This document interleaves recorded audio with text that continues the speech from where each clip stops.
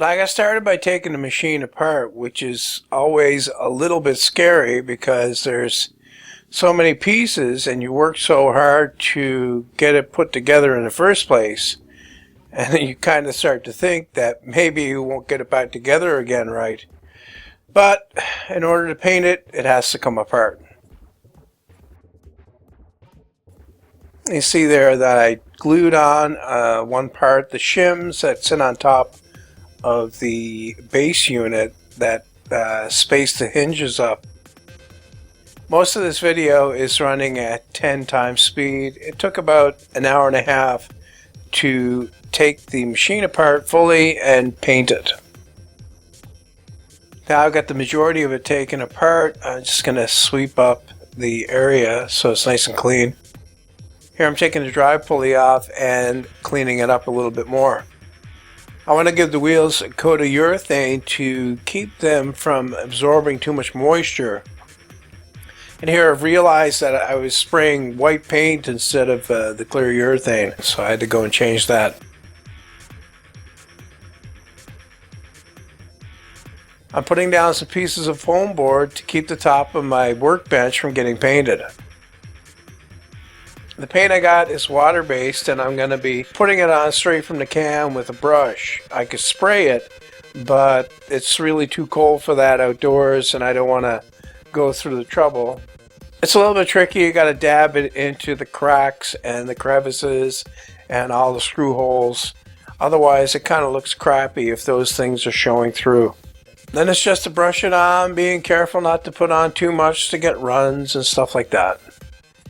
I'm also getting some paint on the inside, but just in areas that you can see easily, not all the way in. It would have been nice to paint it before I put the new drive wheel on, and that way I could get paint in behind the drive wheel without getting the drive wheel covered with paint. But that's all I can do now, not a big deal.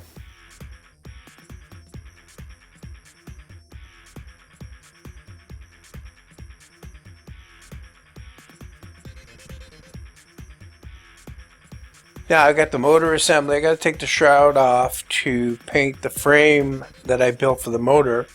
I'm painting the frame black and then I'll paint the shroud red.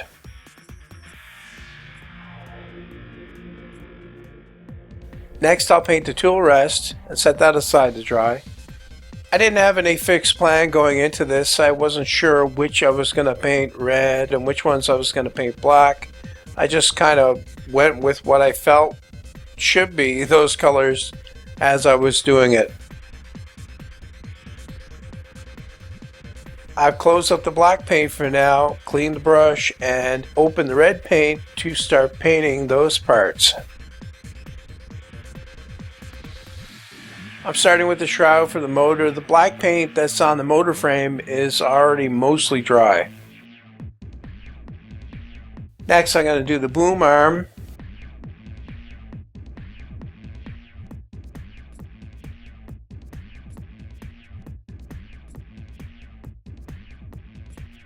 Here I'm driving in some 1-inch finish nails to hold it up off the work table so that I can get the whole thing painted.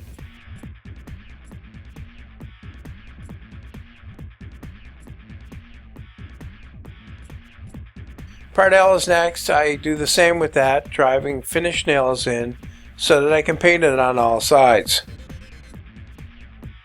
Next up is a tracking assembly carriage.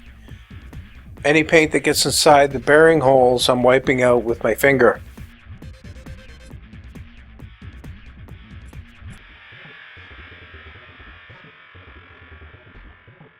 And then the platen frame. I was going to paint this black first, but then changed my mind. I got thinking about it and thought that it would look better red.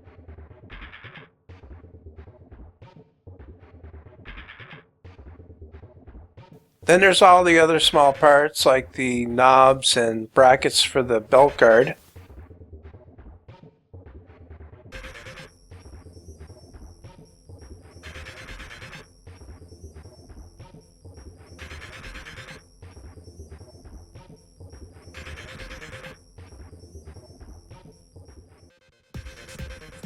And then the last thing to paint is the belt guard top. Then I let everything dry overnight and gave everything a second coat the next day. And here's how it turned out. Pretty good, I think. And no, I didn't have any problem putting it back together. It still runs great. Well, that's it for this one. I hope you enjoyed it, and thanks for watching.